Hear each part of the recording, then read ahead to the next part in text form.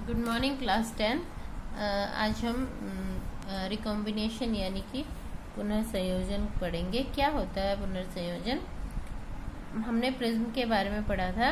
तो अगर हम एक प्रिज्म लेते हैं, ठीक है, और उसी के सामने एक दूसरा प्रिज्म भी उल्टा करके रख देते हैं, ठीक है, एक प्रिज्म लिया और फिर एक और दूसरा प्रिज्म भी लिया और उसको पहले वाले प्रिज्म के सामने उल्टा करके रख देते हैं, ठीक है, और उसमें पहले प्रिज्म से व्हाइट लाइट पास होती है, श्वेत प्रकाश जब पास होता है, आप सभी को पता है, मैंने आपको लास्ट टाइम बताया है, ये श्वेत प्रकाश जब इसके अंदर पास होता है तो आपको सभी को पता है कि क्या होता है, ये वर्ण विक्षेपण होता है, 7 रंगों में डिवाइड हो जाता है। यहाँ से आया और ये 7 रंगों में डिवाइड हो गया। क्लियर?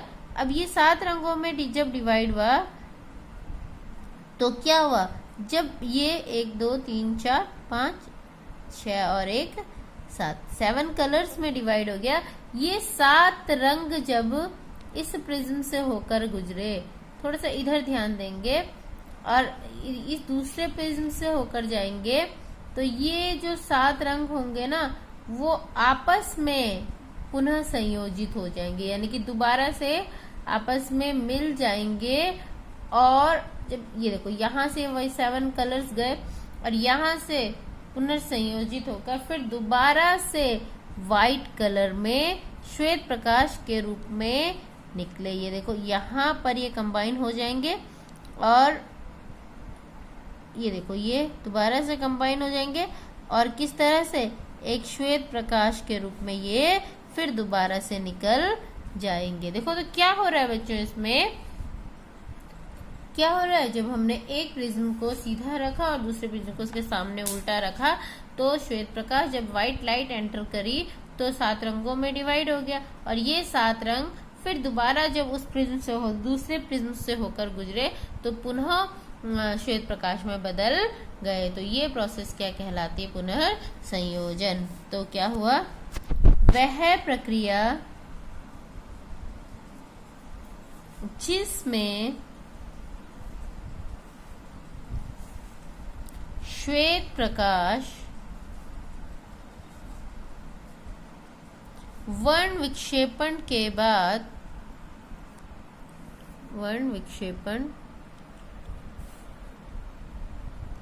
पश्चात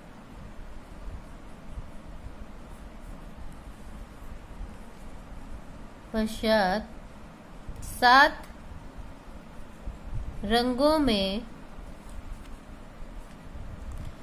बंट जाता है और ये 7 रंग पुनः संयोजित होकर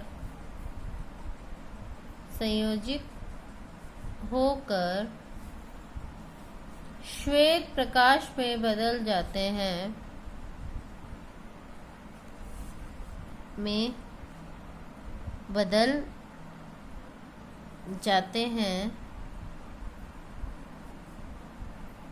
यह प्रक्रिया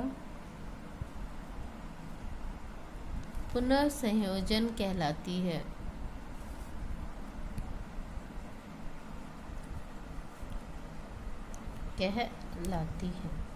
क्लियर? तो ये रिकॉम्बिनेशन के बारे में है। और अब नेक्स्ट टॉपिक जो है वो आपका हाउ रेनबो इज फॉर्म्ड, इंद्रधनुष कैसे बनता है। नेक्स्ट टॉपिक है हाउ रेनबो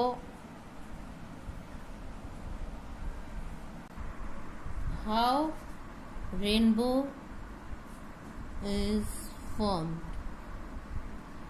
यानी कि इंद्रधनुष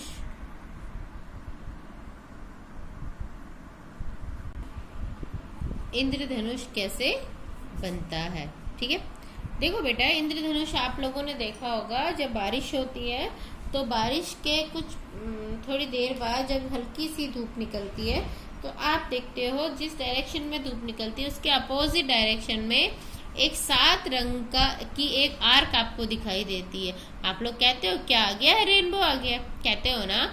तो वो रेनबो बनता कैसे है, सबसे इम्पोर्टेंट चीज, वो रेनबो इसी प्रोसेस के थ्रू, हमने प्रकाश का वर्ण विक्षेपण जो पढ़ा था उसी के थ्रू बनता है। ठीक है, बनता कैसे है, आप देखते हो यहाँ पर जो प्रकाश की बूंद, पानी की जो बूंद होती है ना, बारिश की बूंद, ये क्या है, बारिश की बूंद, ये प्रिज्म की तरह काम करती है। किसकी तरह काम करती है, प्रिज्म की तरह। बहुत इंपॉर्टेंट चीज है। यहाँ पर जब बारिश होती है उसके बाद जब धूप निकलती है हल्की सी, तो आप देखते हो सन के अपोजिट डायरेक्शन में इंद्रधनुष बना हुआ दिखाई देता है। ठीक है,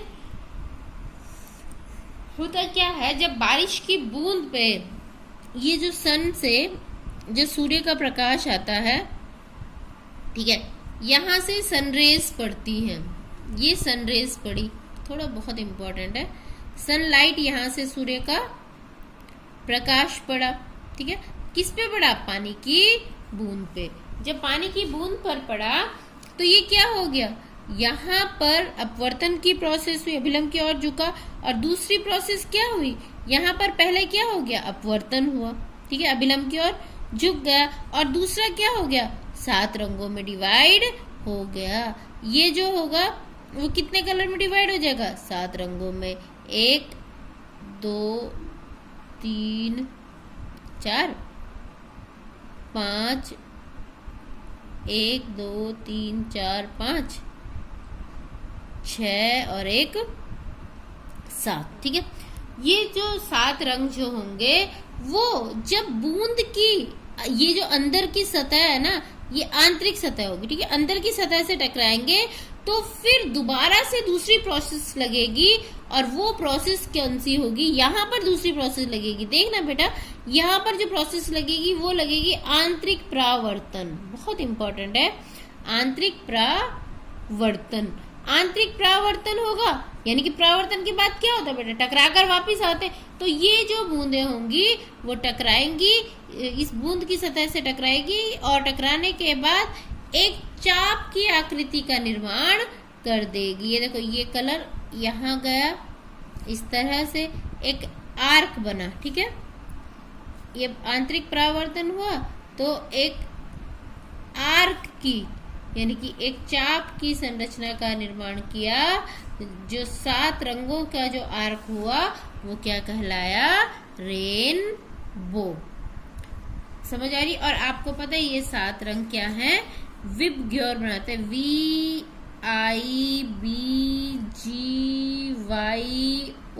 और R। 1 2 3 4 5, ये कितने में 6 हो गए ना, 6, और एक जो होगी वो क्या है, लास्ट जो होगी वो है ये 7 कलर्स। ठीक है, तो ये क्या बना देगा, इंद्रधनुष, रेनबो का निर्माण होगा। और रेनबो जो होता है बच्चों वो हमेशा सन के अपोजिट डायरेक्शन में बनता है, और ये प्रकाश के वर्ण विक्षेपण, यहाँ पर 7 रंगों में डिवाइड होना वर्ण विक्षेपण के एग्जाम्पल हो जाएगी।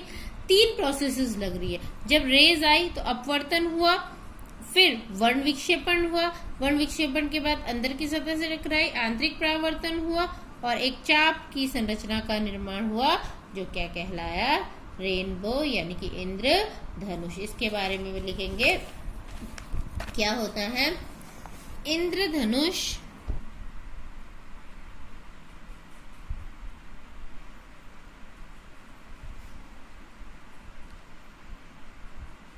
वर्ण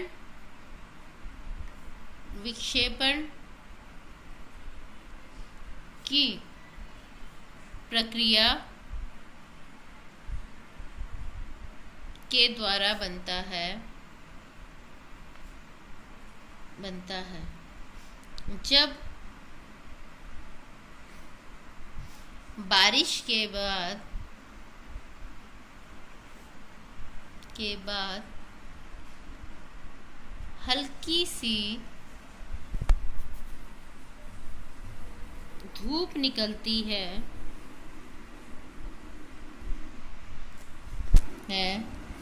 तो वर्षा की बूंद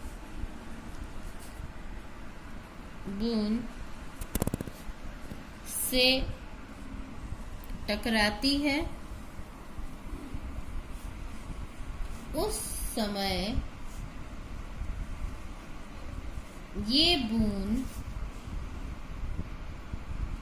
प्रिज्म की भांति कार्य करती है, की तरह कार्य करती है, जिसमें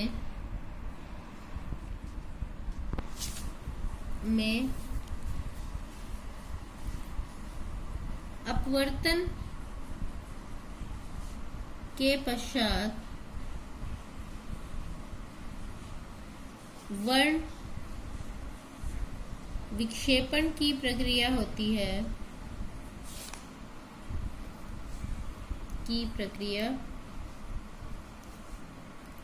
है, और ये सात रंग आंतरिक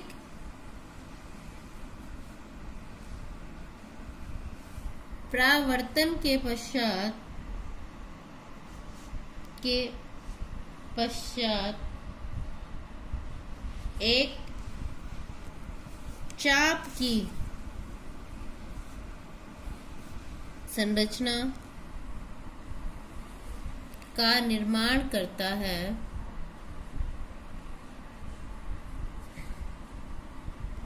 हैं, जो इंद्रधनुष कहलाता है।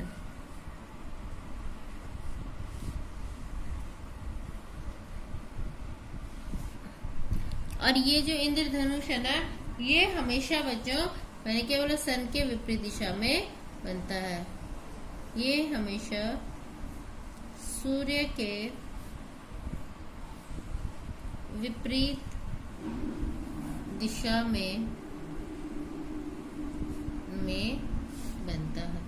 इस तरह से जो रेनबो है वो स्कैटरिंग ऑफ लाइट की यानी कि प्रकाश के वर्ण विक्षेपण की बहुत अच्छी एग्जाम्पल है। Thank you.